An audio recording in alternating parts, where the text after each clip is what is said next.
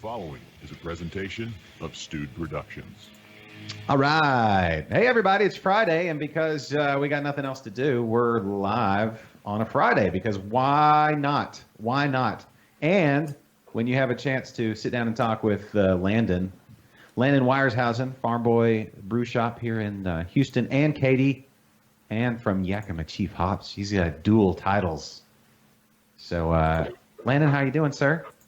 Oh, I'm doing good, I'm glad we got all the wrinkles worked out and we're up and running, apparently, maybe. Yeah. And when it's funny when you say wrinkles worked out with Kennedy, he's so old, there's more wrinkles than most, so it's sorry, Kennedy, I had to. Oh, the old jokes. They listen, never stop. We're stop. like 20 seconds into the show. We can't not. All know. right. Should we wait a minute to see if we can get more people watching and listening, or should we just go ahead and? Well, let's just say, okay, I'm Josh. This is Liquid Lunch. That's Landon. He's at he's not at the shop, but that's Landon from Farmboy, and that's Kennedy. And you're listening to Liquid Lunch. So welcome everybody. It's a Friday. I don't know if days of the week matter all that much anymore. We just kind of, live. Maybe we do another show on Saturday if everybody joins in. I don't know. Kennedy, up for that? No, not really. Well, we'll see what happens here. Maybe it goes viral. Too soon? Well, maybe. Hold on. I gotta do a few things first. I know, right? I gotta make sure people watch this. Yes. Okay, so that brings us to let's just share, the three of us, while we're here, and anybody watching. So if you have it, let's all share on our personal pages, and let's see what happens here. Hey everybody, we're live. Hey everybody, that's what I'm typing out. Hey everybody, we are live with Landon. We are live with I hear the beeps with Landon. There's Landon from Farmboy. We'll hit Farmboy. Don't forget to tag Farmboy, because I wrote you're going to need a Farmboy Brewshop, either the Houston location, not far from your house there, Kennedy, or the one in Katy, open. And don't forget to tag Yakima. Let's see. Here we go. Yakima Chief. Yakima's a funny name to say. Yakima Chief. Let's see how. Chief. That's the chefs. Yakima Chief. What are you doing right now? I'm sharing. After C. Yeah. Okay, here we go. Is it all smushed together? Why is it not? Maybe it's because it's a business. It's not. Yakima Chief Football. Yakima Chiefs. Or the Yakima Chief. Oh, there we go. YCH. That's it? YCH? Yep. Oh, there we go. Boom. And YCH. Boom. Share now. All right, there we go. On my personal page to all the people that I know. All right, I think we're sharing. All right, cool. I feel good now. Does everybody feel good? Have we shared enough, or should we share more? We've shared. I've shared. Okay. I've done my sharing. Okay, cool. I'm going to share it. Sharing. I'm shared out. Okay, cool. Whatever. All right, fine. All right. So, Landon, how are things? Well, first, what do you want to talk about first? We want to dive into homebrew, or do we want to dive into Yakima Chief Hops? Because they're kind of hand in hand, but not entirely. But what do you want to talk about? I'm up for anything. I'll talk about anything any day of the week. Okay. Well, I want to know. Okay, so I didn't realize you were with Yakima Chief Hops. How did all that come about? When did that start? Let's see. I guess I've been. I just had my 45-day review, and so it's been a little over 45 days. So yeah. All right. Yeah. How did that? Did you? I mean, obviously, understand the intersection between owning a homebrew store and knowing hop dealers, hop farmers, hop. What would be the term for it? Hoppists, growers. Hop growers. Yes, I guess. Yes. Okay. Hop growers. Hoppists, hop growers. Makes a ton of sense. So, was it just one of those things born out of I don't know, being around people and seeing it, or how'd that happen?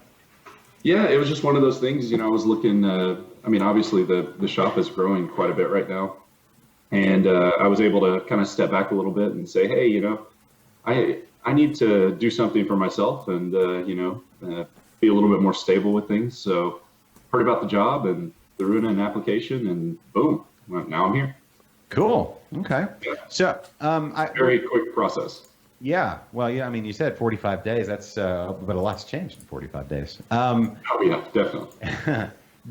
So you have a territory that you cover. Yeah, I have like the north of the South. It's a very odd region, but I go Texas, Arkansas, Tennessee, Virginia, West Virginia, and DC. So it's kind of this little like kind of shoot over. Yeah. Yeah, like an arc. Which A little is bit, why, yeah. like they gave. That's why I guess they gave you Arkansas. I don't know. Anyway, Good try. yeah, it was a stretch and pulled a hammy. So are you dealing mostly with breweries? Is that who you're doing sales with, or is it homebrew stores and things like that as well? Yeah, so we deal with breweries directly. Yeah. Okay. Tons of them, lots of them all over the place. If you haven't heard, craft beer is kind of a big deal. So Yeah. they use hops. What's the hottest hop right now?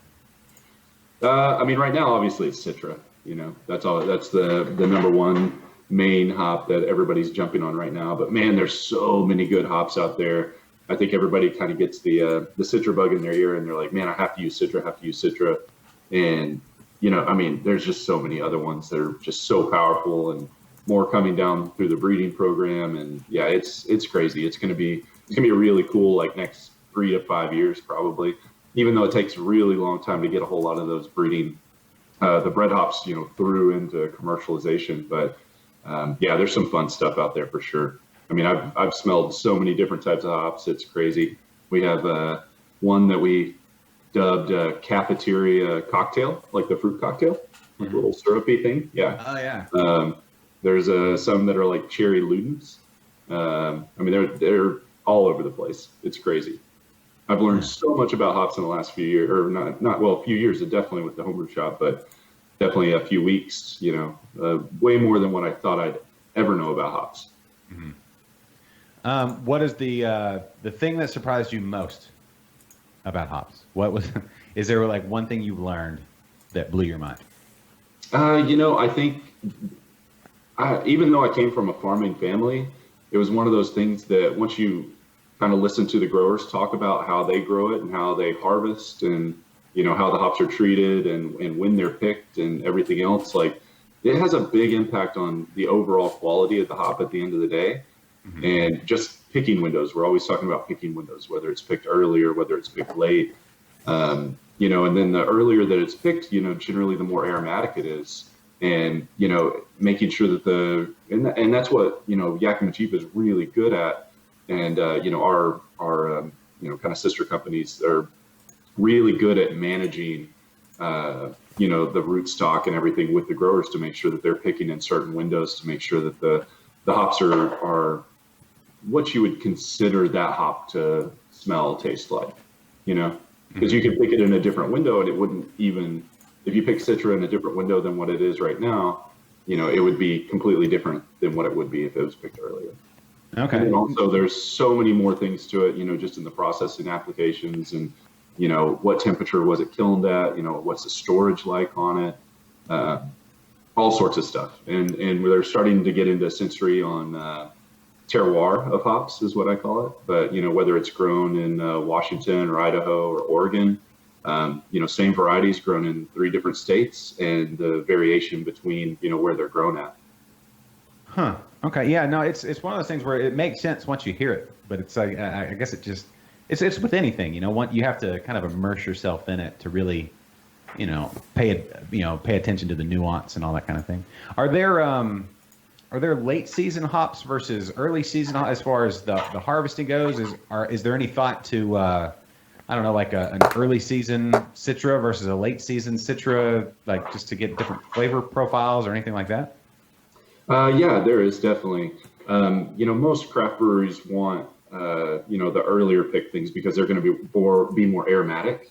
The longer the hop sits on the vine, the higher the alpha acid tends to climb. So when you're talking about varieties like Columbus that are big, you know, in what we call the alpha market, you know, where they're just extracted out to get the alpha acids for, you know, these large breweries. You know, they let Columbus generally sit on the vine a lot longer because the alpha acid raises. But then the storage quality goes down, so it's not it's basically starting to decompose on the vine at that point. So it's not the freshest product. But that's also where you get, in the last several years, people have started saying, oh, well, Columbus gets more onion garlicky. And it's not like the Columbus of old, but it's because they're leaving it on the vine a lot longer so they can increase the alpha acids. Okay. So it's little bitty things like that you just don't realize, in those pick windows that, make things so important. But that's cool thing about the breeding program too is like Yakima Chief has a new hop that rolled out was it last year? It's called Pato. It's Pahto, and essentially it's a high alpha variety, which you don't see a whole lot coming into market because everybody's focused on aroma hops. But it's a big high alpha hop that's super clean bittering, and it has a way better pick window, so they can pick it at a reasonable time, so it's not decomposing by that point in time.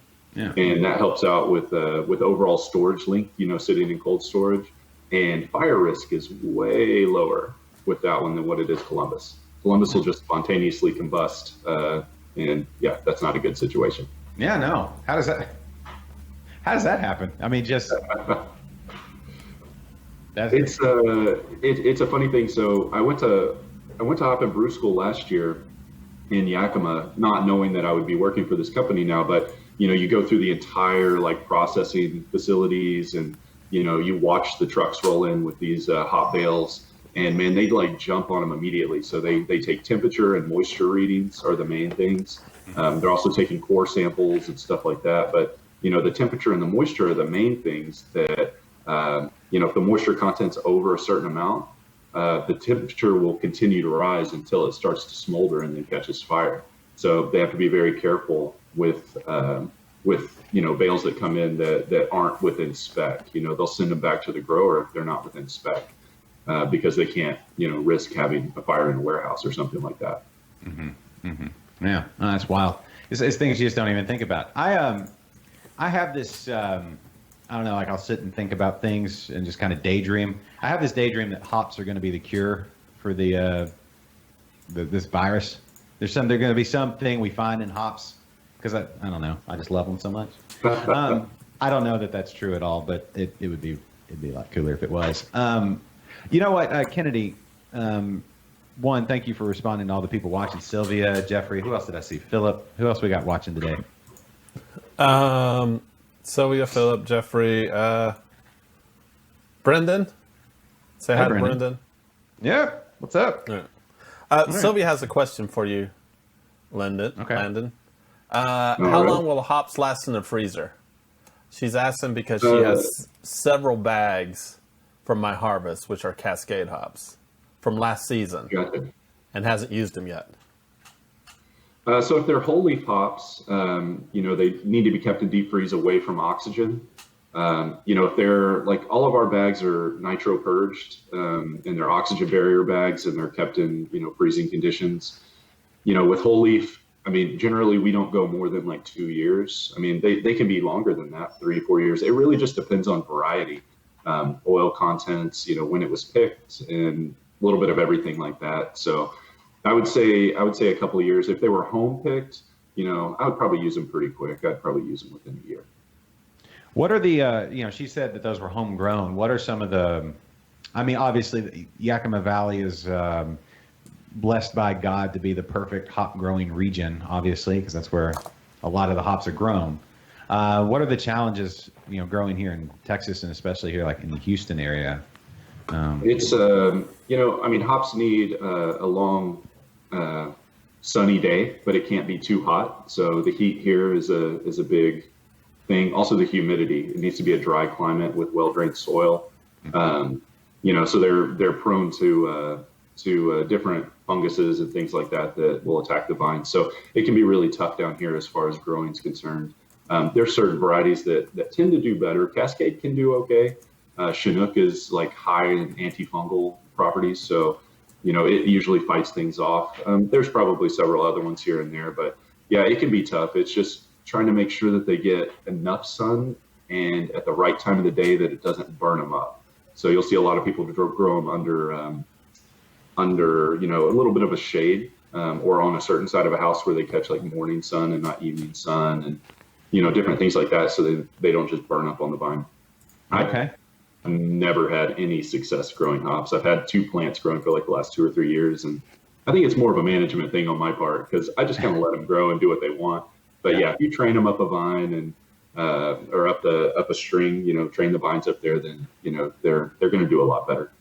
Okay, Sylvia, or anybody else who's grown hops in this area, did you set up a shade to get that morning sun and to guard them from the afternoon sun? And so what you're saying basically, if we can lower the temperature and the humidity and do it in a raised bed so that it drains well, not into the clay that we have, we'd have the perfect growing environment here in Houston. That's all we need to do. Yeah, we almost have the perfect living environment too. There you go. All right. I think I would grow better. I would definitely grow better. Yeah. I mean, right. you do always have the option of growing them hydroponically.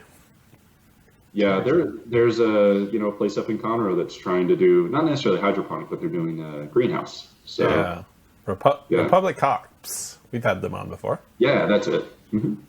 Yeah, so that to me, I find that fascinating. Like the I don't know, the challenges are there, but because it would be good to have a lot of areas that can grow hops. I mean, as we've seen, it's good to have a diversified diversification for just about everything we have as far as goods and services and all that, because you never know what can come along and take it away. Yeah, definitely. Really quick. Yeah, Yakima is a really interesting region, for hops specifically, because you can actually it's one of the only places in the world you can actually get a first year harvest. Usually it takes 2, maybe 3 years before they get, kind of commercial quality harvests. But in Yakima, with the right growing conditions, they can get maybe 70% of a harvest out of like what we call baby plants. So first year plantings. Oh yeah, that's cool. Yeah, like even my citrus trees took a couple years to really take root. Were you gonna say, Kennedy? Oh, I was gonna say Sylvia mentioned she has 5-year Cascade that are starting to come out again this year. Nice. Yeah, that's a good way. That's a good while to have them. I think mine are like 3 years, but they were in pots, so yeah, they just didn't do very well. Yeah. This is not just a hop show, although I could talk hops for a while. And I will say I'll recommend Stan Hieronymus's book, For the Love of Hops. That's I think it's one.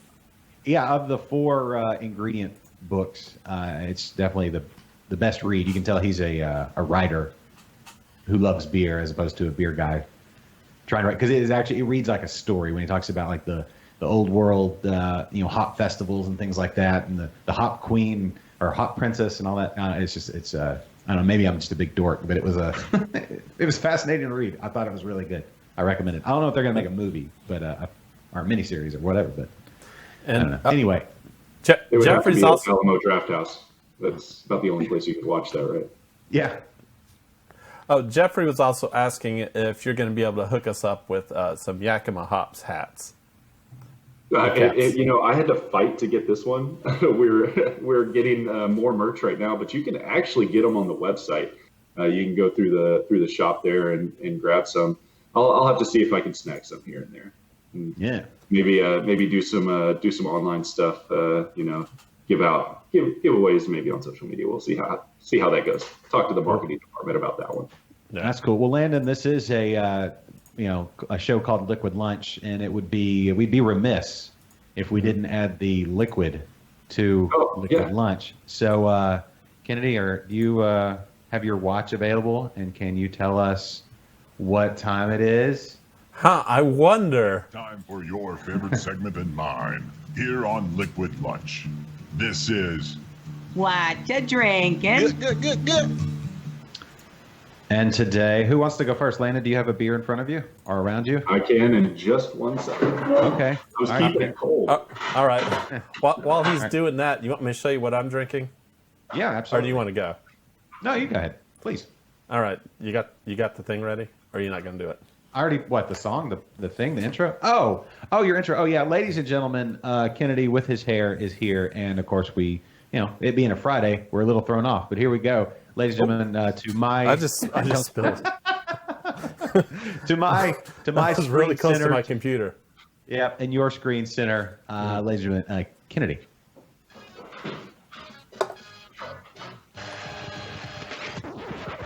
Hey, I'm Kennedy. This is cutting into my quarantine supplies here. Yeah. Yeah. Ooh. Better? Was that cold? All Good. right. Okay. So what was that? What do you got, Landon? This is from Aslan Beer in Virginia. It is a Bohemian Pils. It's called the Fragile kind. So good crispy boy. Yeah. I feel like crispy beers are the quintessential need in hard times type beers. There you Cheers. go. Cheers. Of course, Cheers. Kennedy, you were drinking the Texas Lager, right? From Community or pals Texas at Lager. Community? Yeah, I had this left over from a couple of weeks ago when they were on. It's a good. Nice. It's a good. This is a crisp beer, and it chugs really well. By the way, There you go. I am going with the OG, the original Houston beer, as we are looking to help support all Houston craft brewers. I'm trying to wear as much paraphernalia as possible, get in as many as much signage as possible behind me. The original St. Arnold Amber Ale, the OG, the original, and it's in the variety pack, and they deliver that. Which that was before the delivery. Listen, Landon, what did you think about Governor Abbott saying, "All right, restaurants and everybody can start delivering alcohol"? That's I mean, it just makes sense. Yes. Yeah. I mean, either homebrew or get delivery. Yes. Yeah, absolutely. And so, do you think the longer this goes on, the better chance it has of sticking around once this is all wrapped up. And I say all wrapped up, I mean, as we coast back into a more normal life, I think some of these things they're just going to look around and be like, all right, I don't know why we just didn't do that. Yeah. No, there's definitely going to be a lot of stuff that changes, and yeah, we'll see. I mean, I'm sure it'll be a good political battle with distributors, fighting for their little chunk, not little chunk, large chunk. But Yeah. It'll be an interesting. I think that is one. If we can put ourselves in a mindset of looking past. I say past. I'm saying because it's not going to be just a cutoff like, on Friday we're all done, and then we're just going to never have to talk about quarantining, self-quarantine, or social distancing or anything like that. I think it'll really fade into the next whatever is the after of this, the new normal. I don't think we're going to go back to how it was before, at least not for a very long time. But I think. I don't know. It'll be interesting, the economic impact on guys like distributors and things like that. It's like, I don't know. They're still distributing, obviously, but with everybody being able to deliver their own goods, and I think it makes it hard to make the argument that you're the only one that should be able to do it. So. Yeah, definitely. Well, I mean, I think at the end of the day, it's good for craft beer. People can get it in many different formats and many different ways instead of being, kind of pigeonholed to say, oh, well, if I want that beer, I have to, go to this place and do this thing or whatever else. But, if it's a broader market, it's just better for beer drinkers in general. Yeah. And I'm not saying, as far as like distributors go, I think the beef has always been that they've had this lockdown on the ability to be and they're the only one. So it's been it's crony capitalism, at its core, the exact definition, right? They're in a free market. They're the only, you're the only one able to be the free market or whatever. I don't know. I think free market. Exactly. So I don't know. You're going to be hard pressed to make that case anymore after all of this. So. But I mean, it's still a needed service, right? I know there's a lot of breweries out there that once we get past all this, they don't want to be a delivery company, on top of being a brewery. So self-distribution doesn't make sense for everybody. You need somebody to do that for you, but to, I don't know, have that open up, I think it'll be the part of the new normal. I hope anyway. Yeah. It's funny, like going, as much as I've traveled and hearing, different beer laws and stuff. I mean, obviously Texas is still kind of on the, short end of the stick as far as beer laws are concerned, but there's some neat laws out there. I talked with a brewery in Virginia yesterday, and he said that they actually had a permit for delivery, just direct delivery, that they had since they opened. And when they did the permitting, they said, well, I'll just go ahead and set you up with this. It doesn't cost anything else. You don't have to maintain it or whatever else, but you can do it. He's like, oh, sure, we're never going to do that. sure enough, now this is kind of the new market that they're having to jump into, with delivery and stuff like that. So yeah, it's kind of neat to see different laws and stuff and, how they interact with things. But there's definitely, a lot of experience out there with different ways to sell the beer. Mm-hmm. It's trying to get everybody kind of on the same page on, what's best, not necessarily what is best for the middleman, but what's best for the consumer and the producer. Yeah. It's when you think of any other business, and you can tell me how this, you're kind of on the, you kind of ride both sides being a homebrew store, because you have goods that are not under the jurisdiction of beer, but then you also have things that I guess are, legislated or, I don't know, the laws that pertain to some of what you do. But like with Amazon sales. So Amazon does a lot of sales for small businesses, right? I don't know. I don't see how that can't be the same for a brewery if they decide to go with Amazon. I don't know. Where's the line for, like, obviously, I guess do you do any delivery at the time? Well, I don't even know what I'm saying. We have the website, we have an e-commerce website, so you can always order online and we'll always ship it. We also offer local pickup, which is huge right now. You can put your whole order in online.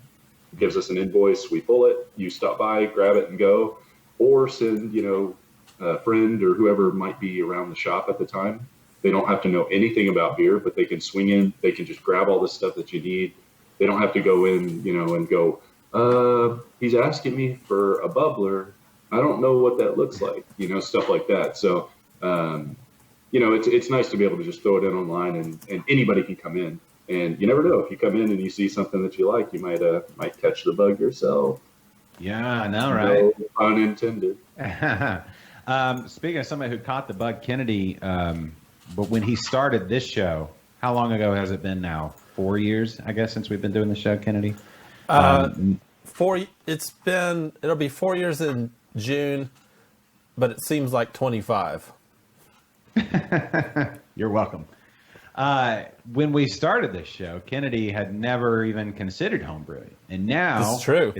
It's all he can talk about. This is true. When we started the show, I didn't even like IPAs, and now you're brewing them. I am. I'm kegging my West Coast IPA today. Nice. What did you use? That was the one we talked about yesterday. That's Cascade. What? Cascade and Centennial. Yeah. Okay. Nice. That's what I have. I have a simple IPA recipe at the shop that is Cascade and Centennial. That's all it is. Mm-hmm. But going back to the proper picking and things like that. So every year, I had no idea this happened, but they do a Cascade Cup for hop growers, right? So everybody sends in their best lots of Cascade so that it's judged, against each other. And, then they have an award ceremony and stuff, usually at CBC, or maybe it's not CBC, whenever they do that. We were going to have a big display for our Cascade hop growers at CBC, but that's not going to happen this year. But actually the top 5 growers in the Cascade Cup this year were all Yakima Chief growers. So it was really awesome. Cool. But it shows you how much variation there is just between hops specifically, who grows them, where they come from, and everything else. Yeah, I would imagine. They're really good at what they do. Yeah, it's like, the old school, like, when you go to the fair or whatever, you have the big, huge pumpkins. Exactly. Yeah. So what are they looking for? Are they looking off like for aroma? Is there like an aroma class, and then like a flavor, or then I don't know, like a feel? Do they have like how spongy, or how how they kind of have a little give, because it is flowers with petals and everything. How do they judge? I'm not sure on the actual judging. My assumption is that they, like the way that we do sensory, is that we kind of have predefined models of what the hop should be. So you can have variations of that hop that are amazing, but when you smell it, you're like, that's not Cascade. It's great, but it doesn't smell like Cascade whatsoever. So they have kind of guidelines that they go by and say, hey, this is what we want out of Cascade specifically. Give us this. It's like BJCP, judging to style. you can produce really good beers, but if it's not in the right style, then it just doesn't judge very well.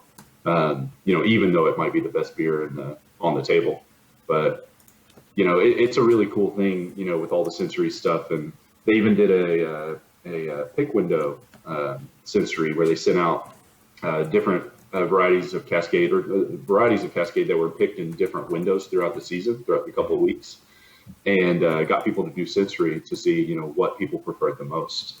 And it's pretty cool. It's just all this background stuff that I had no idea happened, when somebody grabs a 1-ounce pack off the shelf, that goes into making sure that smells like and tastes like what it should. It's crazy.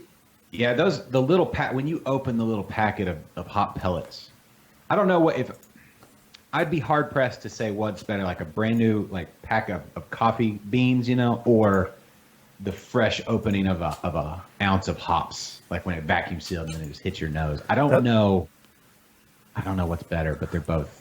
That's one of my favorite parts when I brew is right when I cut open that bag of hops. I just stick my nose in there and just get a big old whiff of that. I love that, and then I love that first edition, like right when you throw it in there, and then all the aromatics come up and hit you all at the same time. Mm-hmm. Yeah, that's a definite I think if that was heaven, that would be my heaven. It would just be that smell kind of walking around everywhere. Yeah, Josh, do you remember that smell? Do you know what we're talking about? Listen. Okay, so Landon, this brings me to one of the things I wanted to talk about. Okay, and Jose says that the best smell is a new pair of leather boots. You know what? I'm not gonna say that's not a good smell. Yeah, but you can't drink leather boots. That's true. That is true. You can't drink leather boots. You can drink out of a leather boot. That's true. That's true. You could even randle through a leather boot. You throw a bunch of coffee beans and hops in there. I don't know. Maybe we were onto something. But, what would I'm trying to think of what the beer name would be, Boots on the Road or something, or I don't know. What's that hoopah boot? I don't know. I don't know. It's something we could all. Okay, so that's a Canadian beer. Yes. Yeah. What's that What's that hoppa boot? I don't know. Anyway, so listen, we got plenty of time to experiment now. All right, so this is one thing I wanted to segue into. I know you've got your Yakima Chief hat on, but you put on the Farmboy homebrew store owner hat for a second. So Kennedy makes fun because it's been a while since I've homebrewed. It's been a long while since you've homebrewed. I've been. I could probably go back and look through my records and tell you when. It's been it's been a while. A long time. Yeah, it's been okay. So as far as me doing a brew day on my own here at the house, it has been far, far too long. I've been around other people brewing and that sort of thing, so it hasn't been complete for me. I still read. I've been reading. I do all kinds of because like I said, I'm a dork. But and also Jose is listening. But if the audio on the audio side on the audio feed seems a little wonky, it looks like the internet is going all to my video feed here on Skype. So Kennedy, keep me honest and tell me if it gets a little weird. It looks like some things may be getting throttled. Oh no, the audio everything sounds good to me so far. Okay, all right. Times in which we live. I don't know. No. Whatever. But anyway, that's fine. Okay. So I was going to say this, Lane. My equipment is a little. How do you say this? Dated. Yes. Okay. Exactly. That's exactly how you say that. But before he keeps on going, Landon, I've offered to lend him my grandfather. No, you have not. That's BS. When? Okay. All right. Josh, you can borrow my grandfather whenever you like. Okay, bring it to work. Leave it in my locker. I'm serious. If you could just fold it up. Yeah, just shove it. They're big lockers. Anyway, we'll figure out a place. Listen.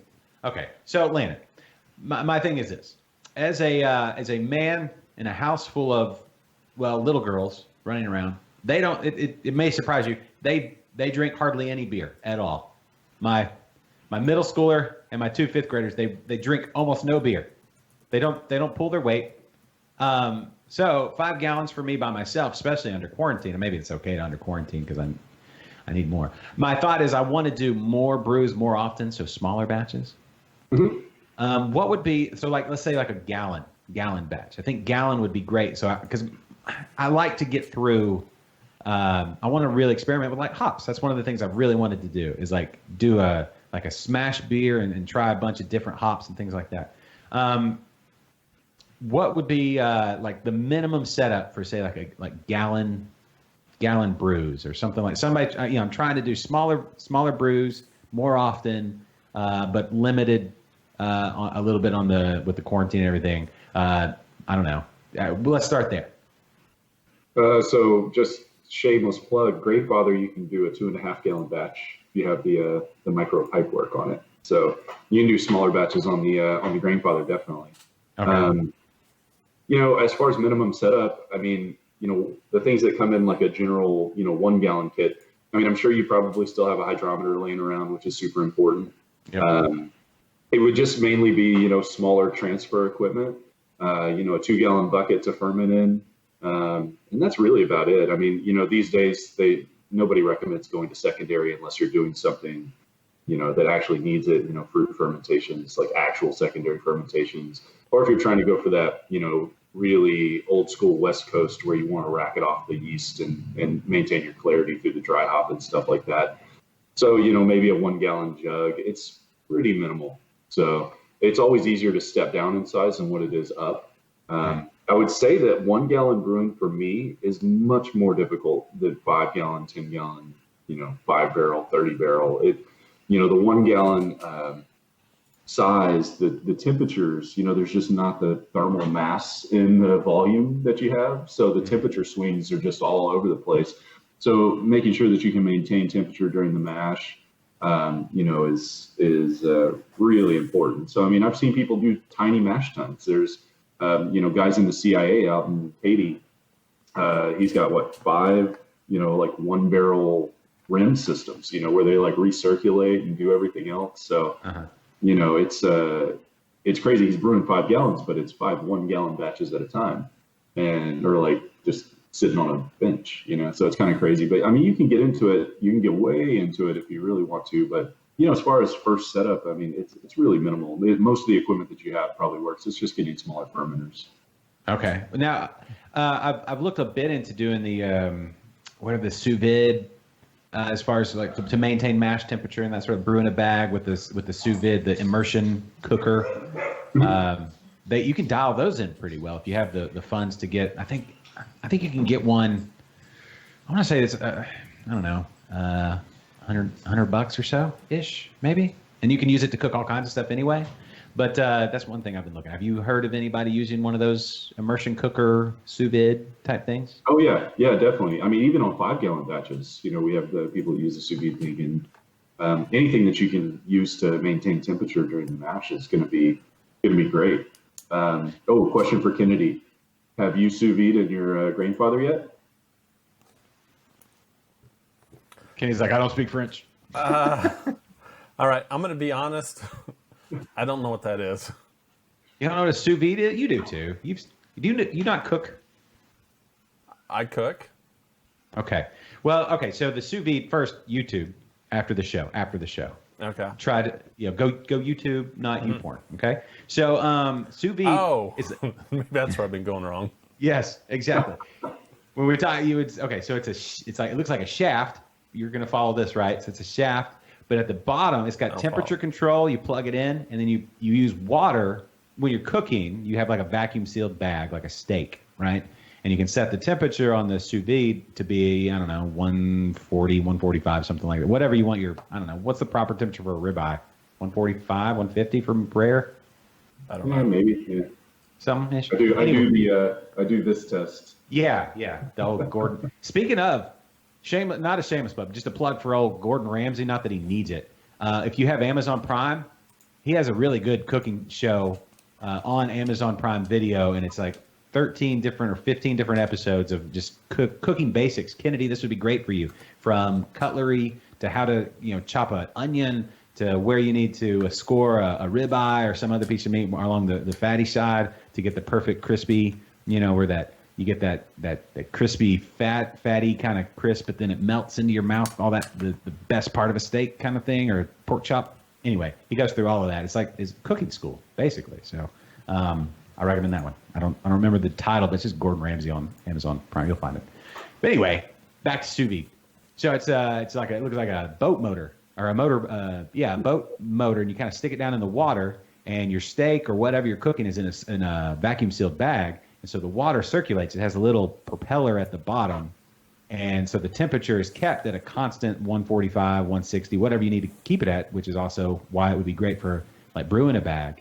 And you can keep that steak at the perfect temperature for as long as you need to. So let's say you're at work during the day and you come home and it's already at the perfect like 150, then you just sear it off, and then boom, you got your steak ready to go. This sounds like the most complicated way to make a steak I've ever heard of.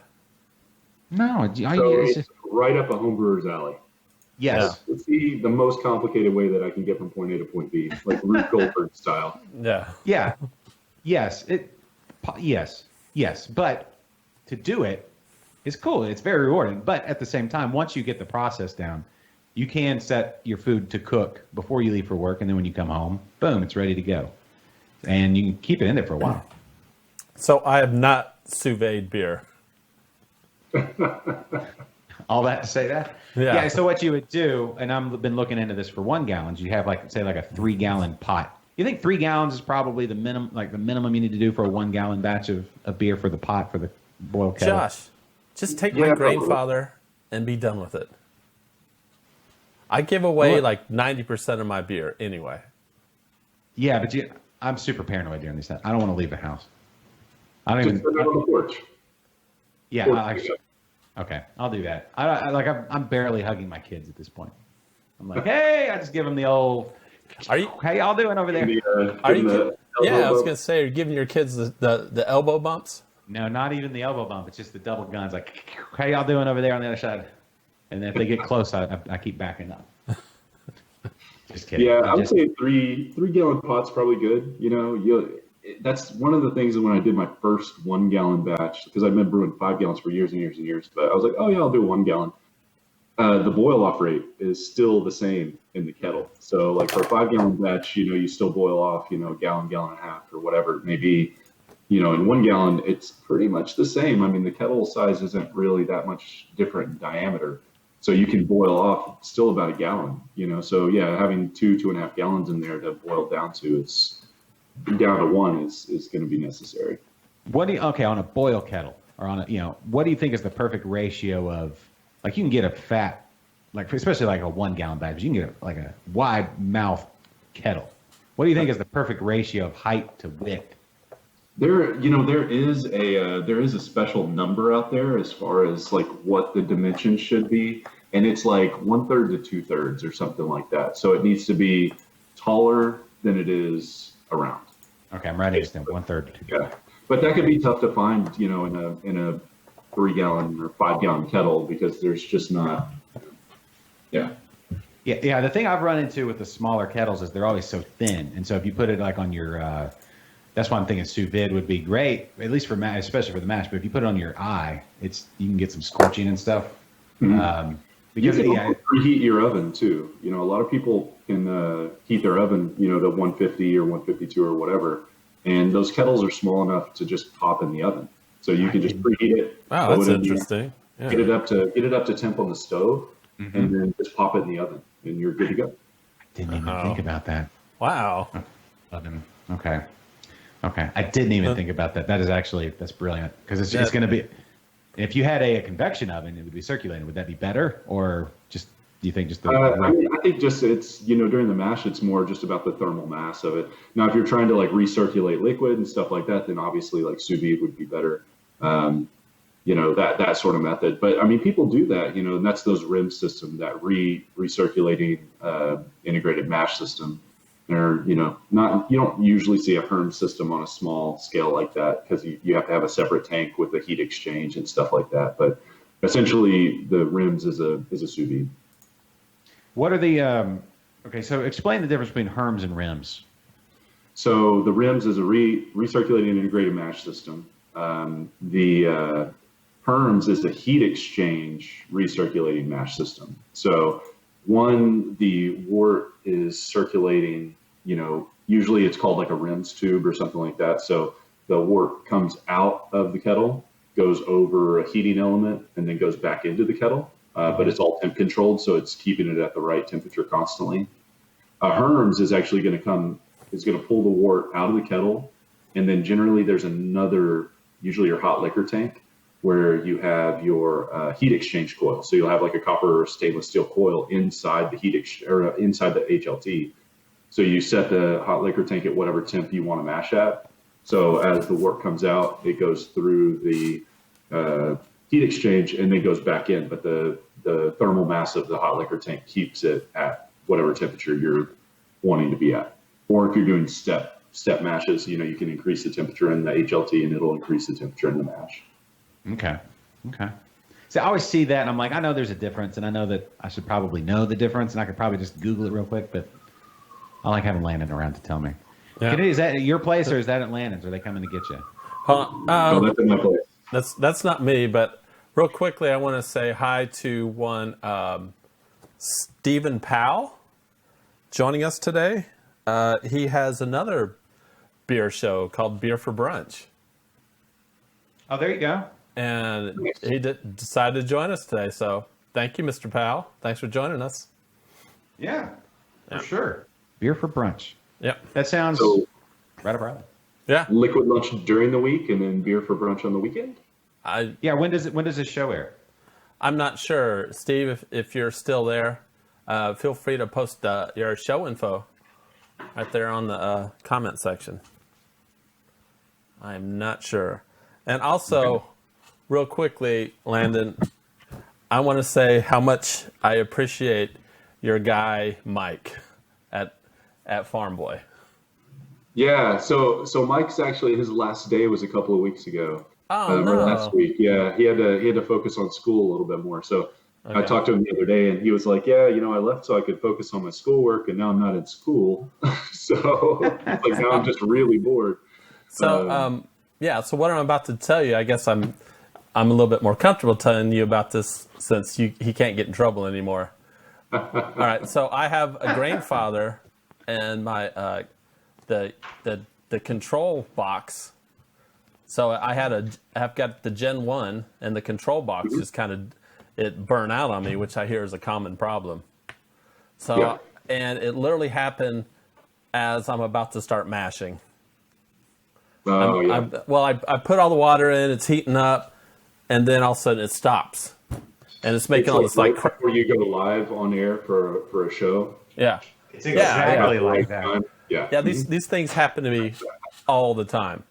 So I have this burnout control box, and I'm like, oh shit. I mean, I'm ready to brew. I'm really excited about it, and so I'm like, well, you know what? I'm just gonna bite the bullet and go to Farmboy and see what they have. So I go there and he's like, well, we have we had a Bluetooth, but we just had to, we just gave it away for a warranty swap out. I'm like, well, that sucks. So then I'm telling him about it and he goes, oh, so you're working with the Gen 1? He's like, he asked me, so you're working with the Gen 1? And I'm like, yeah. And he goes, it just so happens I have an extra one in the back. It was the one off of our unit. Yeah. Yeah. So long story short, he lent it to me. I got to take it home, finish my brew day, and then I brought it back. Good. As long as you got your brew done. Yeah. My brew got done, and he saved the day. So thank you, and thank you, Mike. Yeah, definitely. Well, I keep telling people all the time, it's I love the shop, and I love helping people out, but I constantly have to remind people that Amazon would not extend that offer to you. They're not going to mail you one just to loans and then you can mail it back. And they also don't have a homebrew hotline, so we're there for people in not necessarily just moments of need, but, we hope that people use us, in their just general daily buying rituals. Yeah. I mean, I'm literally less than a mile away from you guys. Nice. And I could walk there if I had to. Or stumble, but either way. was depending walk where you there are. and stumble back. Yeah, yeah. I would. What do y'all have on tap right now? We've got Topo Farmo. I have to see. We actually had a seltzer on tap for a little while. That one floated. Topo Farmo. I think we've got. Man, I don't even know what's on there anymore. I need to do some serious brewing over the next 2-3 weeks. Yeah. Maybe fire up a batch on Saturday. We'll see. Yeah. I think last time Okay. I was there, you guys had the seltzer, and I believe there was an amber on tap. Yeah. Oh, yeah. The amber. Yeah, that was one that we did during the new brewers class. Yeah, last time we did a new brewers class. So that was an extract batch, but it's a really good extract batch recipe. It's one of our first ones that we did. Sure. Okay. I want to ask you about that. As far as extract, I think, obviously old school, and I mean old school like in the last, 7 years or something like that. Extract brewers were always kind of dogged out, like, oh, dog, why are you doing you should do all grain. But I've tasted some really awesome extract beers at both your place and at Preston's. And, if somebody knows what they're doing and has it dialed in, you can make excellent beer with extract. What's the secret to getting, because I've made extract beers and they're not as, maybe it's just I'm just not that good. There's probably that. But what key tips would you say to make a good extract brew? For me, I think it's style of beer for one, but in our kits that we do at the shop, we put more grain in our kits than you'll typically find in most off-the-shelf, beer recipes. Like the amber kit specifically has 3.5 pounds of grain in it. A lot of extract recipe, amber specifically, would maybe only have like a half to a pound of basically just crystal malt. But we actually put base malt in ours. We try to cut back on the extract as much as we can. Just so that the beer dries out a little bit more and you can get a little bit more of the right color profile. I think it's more that drying out aspect, that makes sure it doesn't, end up too sweet at the end, because that's just kind of the telltale sign for extract specifically for me, is that you always just have that little bit of sweetness at the end that just doesn't want to ferment out with the unfermentables that are created during the process. Yeah. Okay. All right. Somebody mentioned on the on Facebook. Hey, and Chadford's watching. Hey, Chad. Pat mentioned there's a Mufasa. Somebody saw Mufasa at Farmboy. Is he? Michael? He is. He's our employee now. Yeah, he works out at the Katie shop. That is. Oh, wait, and Katie. Okay, that is fantastic. Yeah. I love me some. Definitely. I love me some Mufasa. He is. I love to just hear him talk. His laugh is infectious. That guy's great. Yeah, he's so smart. You hear him before you ever see him. Yes. We need to get him on the show. We should add him in. We should do that. He's great. Have you ever met him? You've never met him, have you? He was. I have not. No. He was on Interbrews when we did back when Firkenfest was still a thing, which needs to come back. That smaller festivals, that sort of thing. But man, yeah, he's great, and he hosted his own show for a while on what was it, Aura? I think you can still watch those episodes. Was it Beer Geeks? Beer Geeks, yeah. Brewer FX, yeah. Yeah. Yeah. So. Yeah. No, he's a wealth of knowledge. It was one of those things that I ran into him at a Brash anniversary party. I'd actually hung out with him at HomebrewCon last year, and then ended up running into him again at the Brash anniversary party. And I was like, "Hey man, how's it going?" He's like, "Oh hey, yeah, I'm retiring." I was like, "Oh sweet, want a job at a homebrew shop?" And he was like, "Actually, I think that might work." So yeah, it worked out, but it seems like he's having a great time. He's like, I love talking to people. Obviously, he's very good at that. Yeah. But he's got a ton of information to be able to pass on to not only new brewers but very experienced brewers as well. He's a wealth of knowledge and just the best guy ever. Yeah. Okay. So that's amazing that you've got him on your staff. You can go and you're not only going to go in and get great brewing advice and homebrew advice, you're going to get great life advice and just feel better all around. Definitely. It's like homebrew therapy. When he talks to you, it just feels like he hugs you. And that's what we need. It's not he's the hero we need right now. He has a voice that hugs, that's for sure. Maybe, the voice that hugs. No actual hugging, but voice that hugs. Yeah. Is there any way this guy can transfer to the other location? He doesn't like the commute. He lives out in Katy. He works there every now and then. Yeah, I get him over there every now and then. But yeah, it's worth the trip out to Katy. Fair enough. You can stop into the Homebrew Katy store or the Farmboy Katy store, and then you can go over to maybe grab some beers at No Label, and then when we get back to or Battle Hops. Battle Hops. I haven't been there yet. Oh, that's a cool place. If you like board games, you'll be in heaven. Mm-hmm. Just kind of. There's a place around here that's called Tea and Victory. I haven't been there either, but that's just a bar with board games, not necessarily a brewery with board games. Yeah, you got to Battle Hops, and then take a bag of hops and open it up and sniff it, and you're really in heaven. Oh, it was. You're a board gamer, I'm assuming. Yeah, there's every once in a while. What is your favorite game, Kennedy? My favorite game? Yeah, I don't know. Is it Dungeons and Dragons? Be honest. Huh? You play that with. I know you play that late at night with other people. I've seen what happens. I don't know what you're talking about. It's been a minute since I played that game. Okay. Are you playing video games? What's your current video game that you're playing? I am playing Division 2. They just released some DLC, new DLC. So I got a group of guys and we play that. All right. I don't know what you're talking about either. So well, then why I don't know why you asked.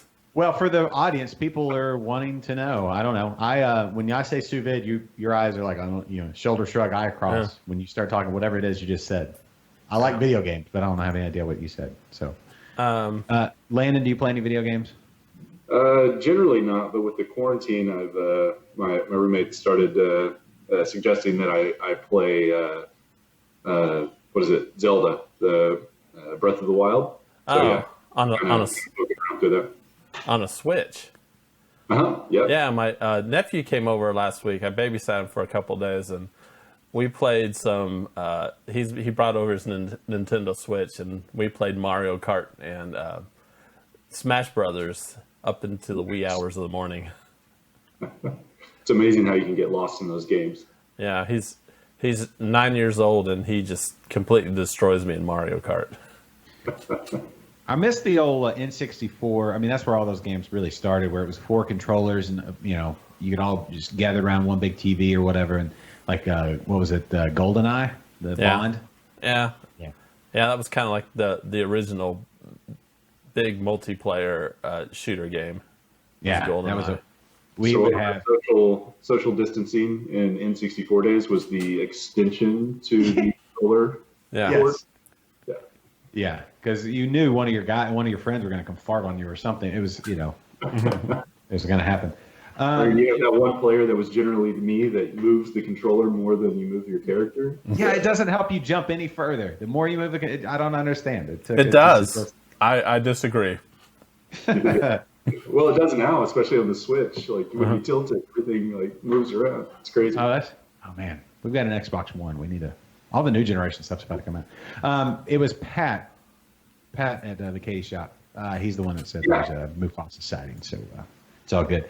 Caleb from Backfish, he's watching. Hey, Caleb, what's up, buddy? And then Brendan, I don't know if Brendan was watching earlier, but apparently Jeffrey's a huge fan of Minecraft. Nice. Yeah, I've definitely wasted some time on Minecraft. Oh, I've wasted days on Minecraft. What? In my younger days, definitely. Yeah. My kids, my girls play it, but what's the point? What are you trying to accomplish in Minecraft? There is no point. No. You just you build stuff and you walk around. Oh. Yep. You learn quickly. Never dig straight down and never dig straight up, and you'll be fine. Okay. Because if you dig straight down, you're going to hit a hole and you're going to fall and die. And if you dig straight up, you're going to hit lava and it's going to kill you. Okay. Jose called it. He said you were playing Fortnite and Minecraft, and so I played Fortnite for about an hour, and I got tired of getting my butt kicked by a bunch of like 8-year-olds, and I was like, "This is ridiculous. How can you be this good at this game. I can't even put up a wall in front of me before you shoot me in the face. Like, this is ridiculous. Yeah, it's I same thing. I've tried to play Minecraft, and I actually have it on my PS4, and my nephew comes over and he plays it. I mean, it's been years really since I played it, and even back then, those kids, they jump on and then they start talking shit. They're like, "I just killed you." I'm like, oh boy, you haven't even gone through puberty yet. Yeah. Neither of you, Kennedy. It's pretty messed up. Well, and they have the advantage too because they learn so much faster. Like, I get this controller with like 80 buttons, and I'm like, how do I jump? Oh, never mind, I'm dead. Cool. Yeah. I'm like, how do I build a wall? And I'm trying to figure it out, and I'm dead. Yeah. The controllers now, it's really like, this makes it sound super old. And I hopefully there's no anybody under 21 watching this, so it's fine. But even then, it's like the one, people that are just now turning 21 that are now legally watching the show, they've had like these multi-button, controllers forever. But like, original NES, it was 2 buttons and a directional thing, and that was it. Yeah, So. up, down, ABA. Yes, Contra. There you go, 30 lives. Yeah, right there. Everybody knows that. I need to change the password to my computer. Philip says, Kennedy, you need to embrace your inner dork, and just admit my inner dork is completely embraced. Yeah, that's true. And then Chad Pilbeam from What's on Tap Radio show coming up this weekend. He said he was wondering what Landon was drinking, but then he saw, I guess you took a sip of you still drinking on that same Pilsner from what? Yeah. It's Ashland Beer Co. Let's see if I can get it in the. Oh, there you go, Ashland Beer Company. I would imagine when your travels, you get to try some really good beers, because I know, like, I was in D.C. not that long ago. There's some great breweries up there. I know there's some great breweries in Arkansas. I'm from Arkansas, so I know there's like Core up in Springdale, I believe, or Rogers. I don't remember where's Core, but anyway, great breweries in that area. So that's cool. Well, have you any Aslan? Obviously, you're drinking it right there, but any other breweries that you've come across in your travels that? I mean, recently I was in the DC area, so Aslan and Solace Brewing in Virginia were really good. Yeah, they do some really good beers. I'm not a big hazy IPA, type of person, but they don't do like the like milkshake chunky hazies, but they're good, like just solid hazy IPA and other fruit forward style or hop forward styles. And then they've got other stuff too, like this Bohemian Pills. They just do good quality beer, just all around. And they're younger guys that are newer to the market, the last several years, but man, they're growing like crazy, and it just shows how good the beer is, based on how they're growing in such a tight market these days. Yeah. Quite a few up in Minneapolis a few weeks ago. There was some good beer up there too. It was -14. I was up there and it was -14 degrees. It was crazy. Well, That is. Yeah. there's probably no coronavirus going around up there. It's all everybody's dead. Yeah. They froze to death. Yeah, that whole isolation thing. They're like, yeah, that's just what you do for 7 months of the year. Kennedy, it looks like one of your skywalks, and everybody has to stay where they're at. Yeah. All right. Kennedy, it looks like you have your homebrew in front of you. I do. So this is my oatmeal cookie monster stout. It's a recipe I got from Preston at the Grain Cellar, and I kegged half of it in a 2.5 gallon keg, and I bottled the rest. I donated the 2.5 gallon keg to the Grain Cellar, so if you're ever up in Humble, you can go drink it if they haven't finished the keg by now. But this is my first one that I bottled. I haven't opened any of these yet. So Nice. Or is it going to be a gusher? I don't know. I don't think so. Let's see. Do we have a drum roll? We need a drum roll. Dang, I don't have one on the thing. So when I did my chug, I had a little incident. So Okay. I have a towel, just in case. Yeah, people ask how often those incidents happen. I'm like, it depends. They're like, All it right, depends on so what. I'm like, no, he just needs to wear Depends. It opened fine. But don't. Here we go. He's pouring the beer. We're gonna play. Is it carbonated? Oh, it is. It is carbonated. Oh, nice head. There you go. Yeah. So, we call that. What do you call that? 2 fingers, finger and a half. Do we still go with fingers for head? Is that a? How is it? Is it rocky? Is it? What are the terms for the head? Yeah, the rock this is here, good. smooth or non-existent. Yeah. I am really happy with the way this beer turned out. By the way, Nice. What was the ABV on it? 8.14. It's my highest alcohol. That's good carbonation for 8.14. Yeah. You know, it can be tough to get carbonation in some of those beers. So, man, it's really sweet. I put a lot of adjuncts into it. I used the beet sugar. Hold on, I got all my stuff right here. Oh, you actually took notes. Wait, look at that. We've been trying to get you to do that for 4 years, and now you're taking. I love it. Well, I'm at home, so Nice. it calls for the candy syrup. Oh yeah, the Belgian candy sugar. Yeah. Yeah, so it called for 3 pounds of that, but that stuff's pretty pricey. Wow. It's pretty pricey. So what I did is I just bought 2 pounds of it because I'm cheap, and then I used about 6 ounces of molasses, Oh, nice. and I got better efficiency than what I was supposed to get. What kind of molasses? Was it dark or lighter? Was it sulfured? Black strap? Blackstrap. I don't know. It was. I can go get the bottle if you're that interested. I still have it. I mean, sure. I don't know what else we got going on. Landon, do you have a time you need to be done by? I mean, literally, we've got all day. Oh. So- I mean, I do have work to do at some point in time, but yeah, other than that, I'm good. Yeah, just let us. Yeah, give us the high side. Just do the old tip of the cap if you need to. If we need to get going, but So it should be like Irish goodbye, and I just log out. yeah, that's fine. However you need to do it. We can. Yeah. Yeah.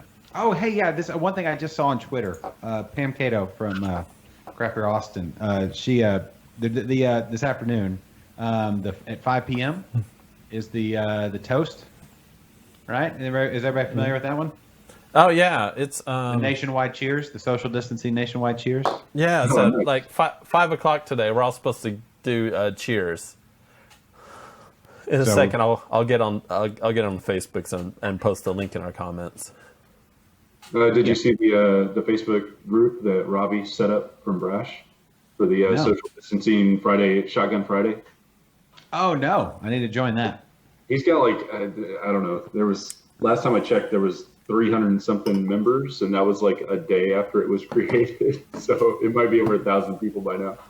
Okay, let's. But he was supposed to set up a live feed or he just asked everybody to show videos and stuff of shotgunning because he's like, yeah, it's impossible to get 1,000 people to all live stream at the same time. Well, yeah. I chugged one of these. That's pretty close to shotgunning, right? It's not the same. Yeah, it's not the same though. I No. would have shotgun, but I'm literally. It would spew all over my computer. The show would Totally go off worth it. air. It'd probably go off air permanently because my computer would be ruined. So Well, I don't know. It's a different. There's something when you have a sharp object and you stabbing, and all of it. It's just I don't know. I wonder. Somebody needs to study the science behind shot. I'm sure somebody has. Science behind shotgunning. Brady just said that 420 is Shotgun Friday. I think we're talking about different shotguns, though. Yeah, that's a whole different thing. Yeah. Len, I'd be remiss, and everybody viewing right now can see your beard. It's just you have this amazing. Here we go. I just have. I need to clean it up a little bit. Here we go. Just looks so full and lush. Do you use any oils or anything like that? No, just conditioner. Sure. Okay, some people just have it. I had somebody tell me the other day, they were like, it's like it hugs your face. I was like, It is. Yeah. Maybe that's why I'm so jealous. I want to be your beard. I just want to hug your face. That's weird. Did that come out? That was weird. Anyway. Yeah, if you were with him in person right now, even though we're doing social distancing, you'd stroke his beard, wouldn't you? I would struggle not to. I'll be honest Yes. with you. Rudy says there's 1,100 members. 1101 for Robbie's group. Wow. Yeah, So, that's crazy. All right, so anybody here, go join it if you haven't joined it yet. So, and then Shotgun is I think today's Friday. he set it to a private group now. He had it public for like a day or two, and he was like, nope, private now. Yeah. All right. All right. Hold on. I'll be right back. I gotta go do something real quick. Are you going to the bathroom? The show outlasted his bladder, Landon. He we forget Well, how. I mean, Kenneth how many is. beers did you chug today? Before the show? And you don't have the same problems I do with like enlarged prostates and stuff. You're right. I don't. Not yet. TMI. Yeah, that is a lot of information. All right. As long as he turns his mic off on the way to the bathroom. Yeah, yeah. I don't know. I don't know if he did or not. He probably just left. it open. No hot mic. Yeah, well, it'll be like same from Naked Gun here in a second. Okay. For smash beers, Landon, since I'm going to get real selfish here and just talk about the beers I want to do. What do you think? Best hop for smash beers? Is there a single one that you would say is the best, or maybe a group of 5 or 10 or something like that? Or Oh man, you can smash. You can do a smash with any hop. I mean, that's literally whenever a new hop comes through the shop, the first thing we do is a smash beer, and it really doesn't matter what type of hop it is specifically. If it's supposed to be for bittering or aroma or dual purpose or whatever else, like you can learn a lot from doing a smash with new hops. So even though it's just specifically an aroma hop, you can still use it for bittering. It might not be the best bittering, but at least you know what type of bittering that is. yeah, And then you also get the aroma components and the flavor components and stuff like that. So yeah, I mean, I wouldn't limit yourself to anything on a smash. I would say just pick stuff that you're necessarily not familiar with, or pick stuff that you are familiar with and go from there. I love smash beers. That's if I had a favorite like style of beer, it would probably be a smash, just because it just distills everything down to like 2 ingredients. yeah. What do you think is the best, like base malt? Do you ever switch, like go from Pilsner to 2-row or something like that? Is 2-row the go-to for smash beers, or what do you think? No, I mean, you could use anything. I mean, a smash you could be doing an experiment on base malt just as much as you could be doing an experiment on hops, as far as a smash is concerned. So you do get a lot of character, about the malt and how it reacts and everything like that, and just flavor profiles and color, and what it's going to give you overall. So, I mean, I'm pretty sure I've done a smash with every base malt that we have in the shop. 4 malted, Pilsner, Maris Otter, 2-row pale ale, Belgian pale ale, just to kind of see what it was like. Yeah. What about yeast on that? Do you is there a go-to that you use for your smash beers? Excuse me. No, not really. I think smashes are another good way to test out new yeast as well. If you've done a smash before, maybe you pitch a different yeast into it this time. So it's one of those things that you can definitely, it's a learning style. You're able to learn a lot out of doing a smash just because it's so simple and straightforward.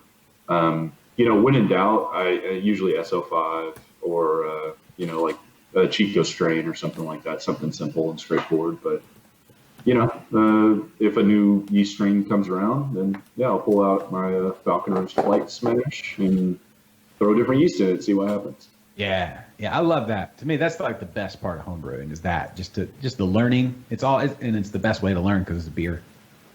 And disclaimer, Falconer's Flight is a blend, so technically it's a smash beer. We just call it smash because all the hops come out of the same pack. Yeah, close enough. Smashish. Smashish, yeah. Can you better now? Yeah, I am. Thanks for asking. Okay, all right. We were just talking smash beers. Yeah, everyone go check out our comment section if you're interested in the 5 o'clock nationwide cheers. Although... Is that 5 o'clock Central? I believe so. because I don't want to miss it by an hour or be ahead by an hour or two. Right. Well, you could just cheers. Tell you what, let's just cheers every hour on the hour. every time zone. Yes, just to make sure we nail them all. Ooh, that would be a lot of cheersing. That'd be 24. I mean, that's only one beer an hour, so I mean, it's really not that bad. Yeah, you could totally make that work. That would be reasonable. You would stay relatively sober. I think so, depending on your metabolism and the style of beer. I think you're good. Josh, you want to go back live again at 5 o'clock so we could do live cheers with everybody? I mean, I'm not going anywhere, so sure, I guess. All right, everybody watching, we'll just come up and just do the cheers. Okay, why not? All right, Why not? all right. Okay, We'll be live again at 5 o'clock to do this nationwide cheers. I feel like we're going to be live a lot over this. I don't know. This might be where Liquid Lunch takes off. So if anybody is looking to promote anything, we're going to be probably going to be doing this show a lot. So just give us, give us a shout or a message or something. I don't know. Okay. Well, Landon, we don't want to keep you too long. It's been a good hour and a half. I know you've got some work to do. Those hops aren't going to get to where they need to be just by themselves. They don't sprout wings and fly. At least I don't know. And that might be a new variety. I don't know. Maybe we'll see what the breeding program has up in Yakima. It is called Falconer's Flight, so it could be. Who knows? I don't know. You never know. And Landon, I'm sorry if I missed you saying this. I miss a lot during the show. Farmboy, are you guys still open normal business hours? What's going on there? Normal business hours at both locations right now. We're kind of watching the situation, and I've told the employees, I mean, the shops have been relatively busy. We're spraying everything down with ISO and, keeping things very clean and, and doing the best that we can on that part. And I told the employees to, limit the people that they allow in the store if it gets, too many people, because we don't want everybody kind of crowded together either. So we're kind of looking at that all, we're keeping all that stuff in mind and trying to keep things as clean as possible. If anything else changes, shelter in place, then we'll go, specifically online shipping or curbside pickup, and you can just call the shop when you get there, and we'll walk it out to you. Whatever you're most comfortable with, and whatever we have to do. And if it comes to the point where we have to shut it down for safety, then that's exactly what we'll do. So we don't want to get to that point, but in a situation like this, you never know what's going to happen. So get your supplies while you can. Yeah, that's absolutely. So that just everybody just kind of keep up with social media. Follow Farmboy on Twitter and Facebook and all the other and Instagram and everywhere else. Are y'all still on Google Plus? I don't know if Google Plus is still on anybody. I think. I don't. Yeah, I think they shut that down, right? Yeah. I think so. Anyway. So anyway, just to follow and we're living it one day at a time, figuring out what we can do. So. Good to get some brewing supplies so that you got go-to beers. You don't want to run out of beers. You need your CO2. You need your homebrew supplies. You need your equipment. Anything that's looking a little raggedy. All that. And then cheap hops. Yeah, ingredients and all that. So thanks for reminding me. I need to check my CO2. Yes, everybody check your CO2. Everybody forgets about the CO2. I'm just about to keg, so I hope I have enough. Yeah. Do you have the big canisters of CO2, like the 20 pound, or the what's the big one? The 50 pound? Is that the tall one? The 50s is what we fill out of. Yeah, we have 50 pound siphon tube, dip tube tanks that we fill liquid CO2 out of. Okay. That I feel like if you have one of those at home, that's a baller move. Like that's a status symbol more so than a necessity. But it is until you get a leak, and then you're really angry. Oh, does it leak? Oh, yeah. Well, I mean, anything could leak. I would say, a 5 or 10 pound is probably the best size for, at-home use, unless you're really going through a lot and you need a 20.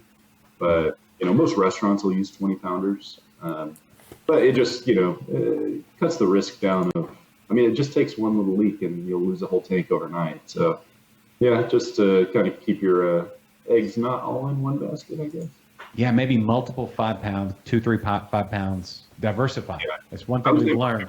2. Yeah, a lot of people have 2. And that way, if you run out of one, you can swap over to the other one and then fill that one on your next chance. So, yeah. Okay. Well, everybody evaluate your situation, see what you need, and then give Landon and the crew a call. Maybe call the Katie store, talk to Mufasa, and he'll walk you through whatever life problems you have or brewing issues and all that. So it's And good stuff. Utilize the website. Yeah, use the website as much as you can. You know, it's farmboybrewshop.com. You know, hopefully in the next few months we might be revamping that. We're looking at that right now. So yeah, stay tuned for a lot of really cool things. All right, cool. And I will say this: if anybody's out there and they were ever thinking about getting into homebrewing, now is the perfect time to do it. Just go to your local homebrew shop. Just tell them, hey, I'm going to start homebrewing, and they will hook you up. Or winemaking, or whatever it may be that floats your boat, cider, mead. Yeah, absolutely. Because like you look at you go to the grocery store, you're not some things are off the shelf. You can't find it. Hopefully, we're getting past all that, and everybody's kind of mellowing out on all of that. But like a big old bag of frozen fruit, you can make some great fruit wine. Blackberries are great. It's almost blackberry season coming up. I think in the next what are we in? We're almost in April, so May-ish, early May. Is that blackberry season? Yeah. A lot of berries in. Yeah, so yeah, definitely going through the summer when you hit strawberries and stuff like that. So anytime you can find fresh fruit that's super cheap because it's in season, you don't even have to use it right then. You can just freeze it, save it for later. But you can make a lot of wine out of that. Yeah, blackberries. I've done strawberries, blueberries, cherries. All that they make excellent wine. Peach, all of that. You can make some great stuff. And mead. Don't forget, you can do some melomels and all that good stuff. Yep, a little bit of everything. Yep. Yeah. And I would say, so Hop and Brew School is open for Yakima Chief, is open every year to homebrewers as well. So if it's something that y'all, want to get out and, get out in the hop fields and, meet Jason Peralt, most likely, the guy that, bred Citra. He's a wealth of knowledge and just a really just cool dude. But yeah, it's a great experience out there. And, I would highly suggest people do that. You can learn a lot, and it really shows you a lot of the agronomics and stuff behind what happens to get hops from field to the pack that you buy from the shop. Yeah. Oh man, that sounds like a little slice of heaven. I would love to go do something like that. I mean, think about walking through the experimental plot, and there's 12,000 genetically unique plants. Every plant is different, and you can just go through there and pick a hop cone off and tear it and rub it and smell it and see what you think. And every one of them is different. It's crazy. Yeah, I'd be there for days or weeks. Yeah, they bust us out of there. So, but I'd probably still be there poking around. That's cool. Yeah, get some of that lupulin up in you. All right. Well, Landon, thank you so much, sir. Ladies and gentlemen, Farmboy Brew Shop, 2 locations to serve you there in Houston off of Shepherd, and then also over in Katy on, what is the road? Let me think of it. Morning Fry. Right there off of Fry. Just right there, just super easy to get to. Yeah, Morton Road, not Ranch. Morton Road. Morton Road, not far off of I-10, not too far from 99, and just waiting for you to come get your homebrew supplies home, winemaking, cider, mead, anything you may just want to try out. This is the time to do it. We got the time. This is a time when we have a lot of free time. Yes. And then also, I would say Yakima Chief. Josh. All right. I'll get on it. Check out Yakima Chief Hops. I follow them on LinkedIn. They do a great job. If you're on LinkedIn, we're all kind of on LinkedIn because who knows what's going to happen with everybody's jobs. If you're like, you don't know, they have a great LinkedIn presence. So a lot of good information there too. Also on the other social accounts as well. But Yakima Chief Hops with lots of cool posts. And of course Landon is part of that crew. So how about, it's going to be great. That's what I'm saying. Yeah, and Instagram, Facebook, all those. Yeah. And chances are you've had their hops in your mouth. So very highly likely. All right. Well, Landon, thank you so much, sir. And as we go through all of this, man, if you just want to talk homebrew, we're going to be doing more of these live streams. So we'd love to have you back if you got the time. Yeah. Just hit me up whenever. I'm just as free as y'all are. Cool. Awesome. Kennedy, do we have anything else we need to talk about before we wrap up for sure, for good? There's a couple things I want to mention. Okay. Well, Landon, if you need to drop off, you can do that if you need to go get to work, or you can hang around. Oh, yes. I'll go ahead and take off on you. But yeah, I appreciate you having me, guys. And yeah, stay safe. Anytime. You too. You have an open invitation on this show. Thanks, guys. All right. Bye, Landon. Bye. We'll see if you just have to. Did he hit it? Did he do it? Did you do it? Who did that? He froze, so he's off. He's out. Oh, kicked him out. No, I got to change my camera angle. Sorry. Yeah. Go ahead. Oh man, your lip sync just got way off. Huh, that was weird. It was fine just now. Now we had there was one person in particular, but I'm sure everyone else was wondering. You know, it was Linda who said she was drinking an undesirable beer, and her question was, "Where can I get beer?" Okay, that's an excellent question. It Linda. is. That's what I said. I know. I believe you're north of town. I believe you're in the Springish area, and so look to breweries around your area. Look for just type in craft beer near me.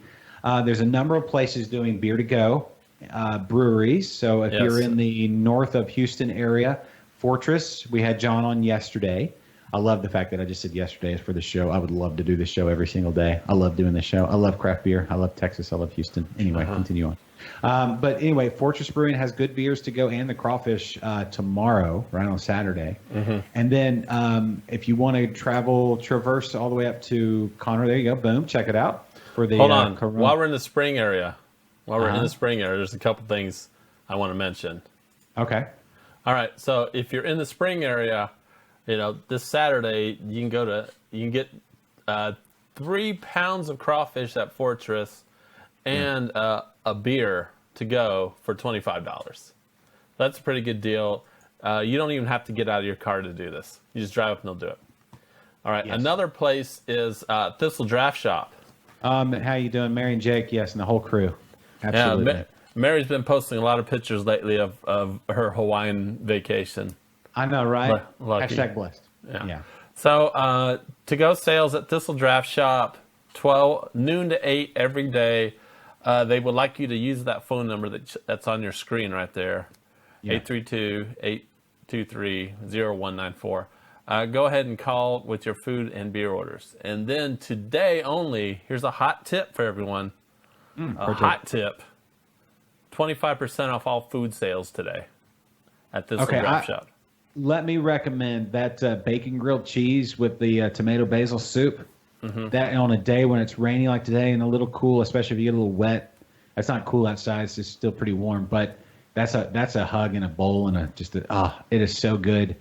You get like a porter or something with that. Right. That's some good stuff. Anyway. Yeah. So also sorta in the spring area. Close enough. We're counting it. So Southern Yankee. Yeah. Yeah. 11 to 7 daily. They're still doing to-go orders. Yes. And I see the logo there, available also on Hop Drop. Hop Drop. I want to give a shout out to our guys at Hop Drop. They have really picked up the ball and started running with it. They do beer delivery to your house. It's always been one of those things where you could go to get some, hard to find beers that are only on tap, delivered to your house, that sort of thing. But when desperate times, not that these aren't desperate measures, but they're there ready, and it's like when preparation meets opportunity, that's when things really work for somebody. Hop Drop is they're doing great things. So to get you some really good beers, a lot of the breweries have jumped on the Hop Drop list of available breweries all around town. They serve the entire Houston area. So go to Hop Drop, their website, and just check out what is available near you, because so many good beers out there that are still being made and still being produced and are available. You just have to take the right channels to get to that. So Southern Yankee right in there with them. And they're doing the pizzas too, right? Yes. Their full food menu is available. Boom. I mean, beer and pizza, what else do you need? So, and then while we're on the subject of Southern Yankee, if you are in the service industry and had the misfortune of being laid off from your job, Southern Yankee's doing a really good thing, and you can go there and get yourself a free cheese or pepperoni pizza on them. Boom. Yeah. So times are tight. You got yourself a free pizza. Not only a free pizza, an excellent free pizza. Yes, absolutely. Those pizzas are so good.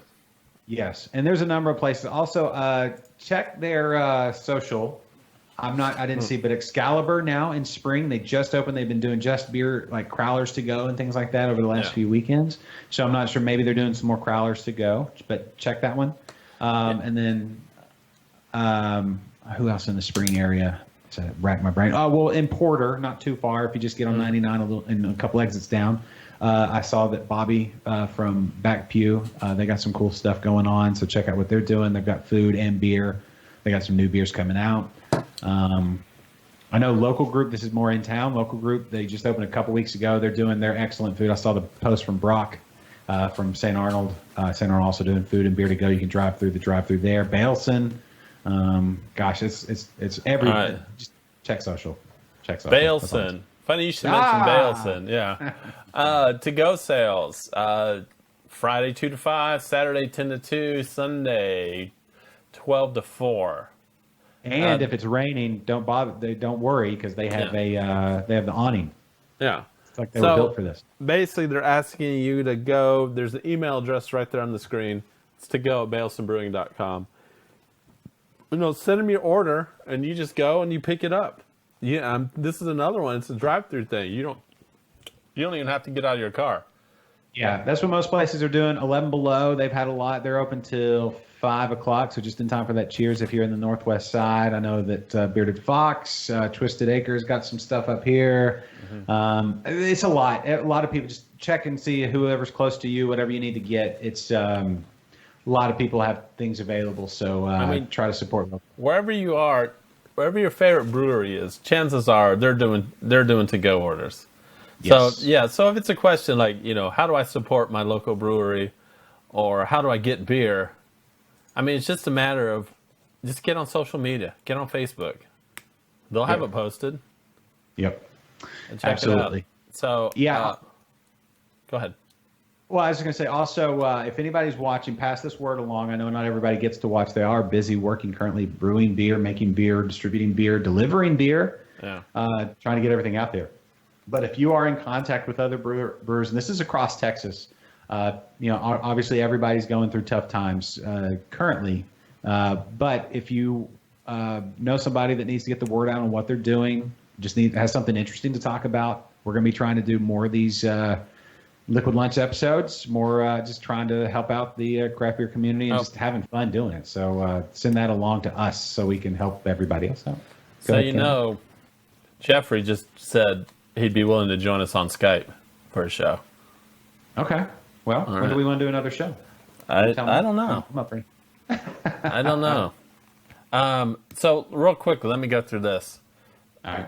I have the breweries in my community. I've got, since they're in my community, I'm just going to give them a little love right now. And real quickly, I'm going to go through them.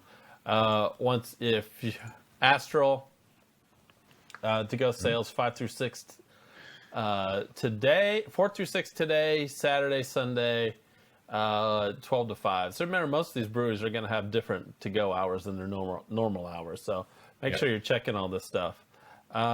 Great Heights, once again, 3 to 8. You can go and get yourself. They have good deals on crowlers. I went there a couple days ago. $10 crowlers, basically. Eureka Heights, they've got drive-through there too, so you don't even have to get out of your car. 12 to 8. Today, Young's, you can get a rice and noodle bowls to go. So just pull up. You not only have your beer, you also get your rice and noodles. And then this isn't really in my. I almost forgot. Walking Stick, to go sales 4 to 6. Okay. Go out there and get yourself some. And then Cool. I know we've been talking Landon at Farmboy, but let's not forget about the grain cellar. Another Grain good cellar? place. Yes. Normal business hours at the grain cellar. It is business as usual. Okay. I actually got off the phone. I talked to Preston today, and he told me that business is booming there. Good. He said this has been like his best week ever. Good. So that is one some silver line to this situation we're in right now, which is not good. But we got businesses like our homebrew shops. This is just the catalyst that's making people go out there and get into it. So good for them. Trust me, Yes. Anybody who wants to start getting the homebrewing, good for you. It's a great hobby, and I'm a home brewer. I got all the beer I want. But it's never is it all the beer you want? I mean, if grocery stores were to close, and for some reason the brewery's closed, I'd have beer for like the next 3 or 4 weeks. Actually, I'm about to go brew another batch, so Good stuff. I'll be good for a while. There you go. It is. And, It is nourishment. Yeah, and I think Jeffrey he made a comment a second ago saying how, he's going to be like the local bar in his neighborhood. Yeah. Well. Yeah. You do what you got to do in time when you got to do it. It's I don't know. Keep that social distancing thing going though. I think it's helping, and then everybody just it goes without saying, but just everybody keep up with. Jose, if you'll message me, I'll let you know where Jeffrey lives, so you can swing by and get a drink. But everybody just keep up with what's going on, because there may be a couple, 2-3 days a week or something like that where everything really does have to. You see what's going on out in California, everything shuts down completely.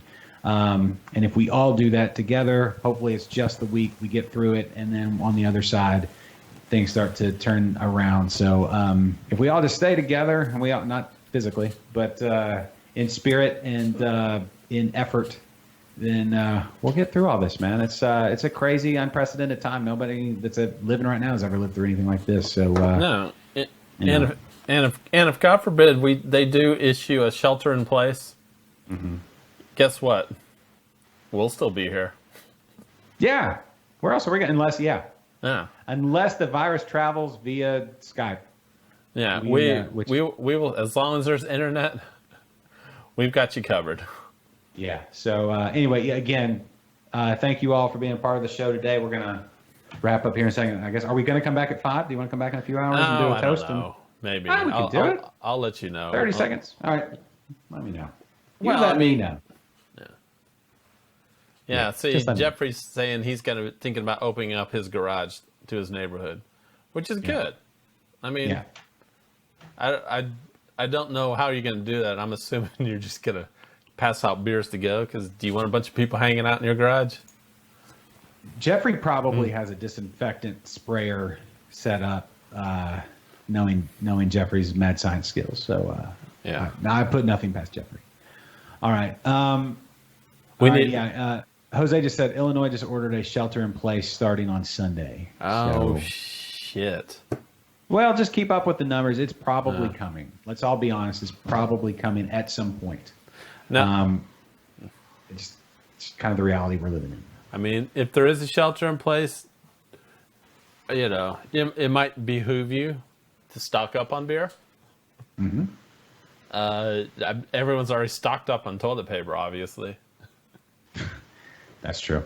I don't understand that whole thing. People have showers. Yeah.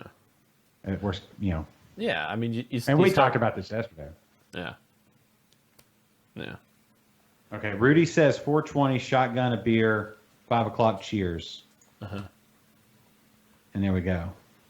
Hey, my buddy Nick. Hey, Nick, how's it going? I hope everybody's good up. Jeffrey has a can steamer. So if you're going up to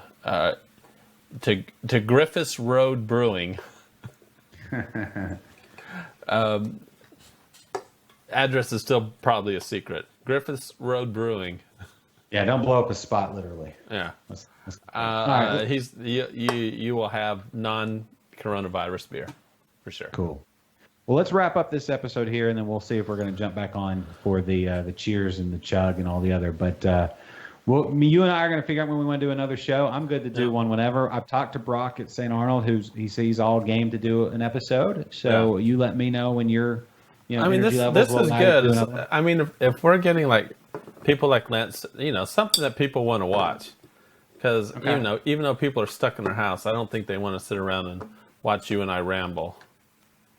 No, we're not. I mean, we're rambling now, but I'm saying I've talked to people that everybody. A lot of people have time, so why not keep the fun That's good. going. I feel like we're doing the community a service and providing them with quality